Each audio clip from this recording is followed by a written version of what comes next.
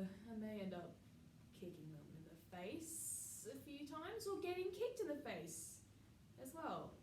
It has happened to me. So performance, I was like standing in a triangle. We were supposed to do like a squat into a clap with our hands, and I ended up accidentally hitting two of the people beside me.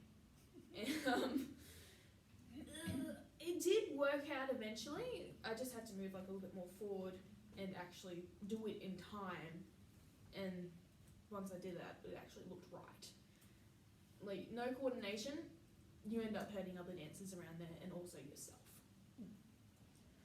How does knowledge of your body skills, abilities, and limitations help you in your performance? It helps me during my performance pretty much all the way through.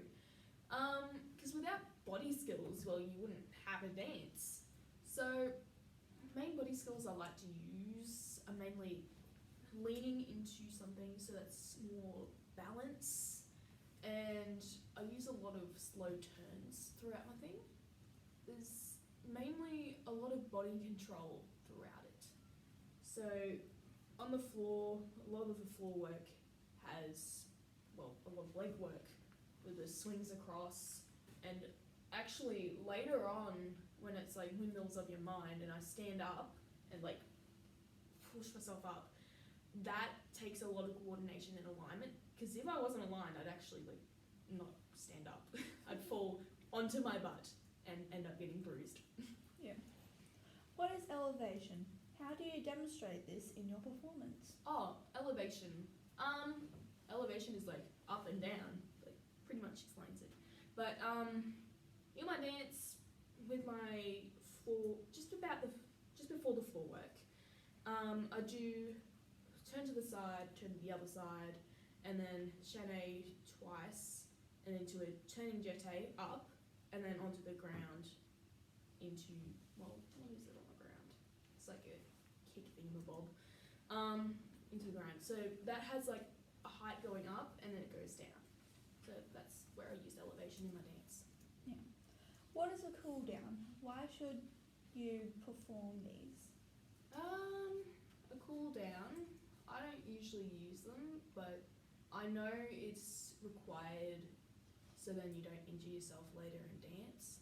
So warm-ups required to warm up, cool downs required to cool down your body, make sure you don't misalign something, end up popping your hip out of something, like I've done quite a few times on accident. It's mainly just a stretch session again at the end of a dance, so then your body doesn't injure itself more. Give an example of a stretching exercise that stretches the quadriceps and hamstring muscles. For that, for my quadriceps, I use, well, one of them I learnt from point training, which I don't do anymore really, but I still do the exercises because I found it really helps the quadriceps on the top, like on top of the thigh. It's mainly like a scissoring action over some blocks like that with my legs, and you just do it like that over and over.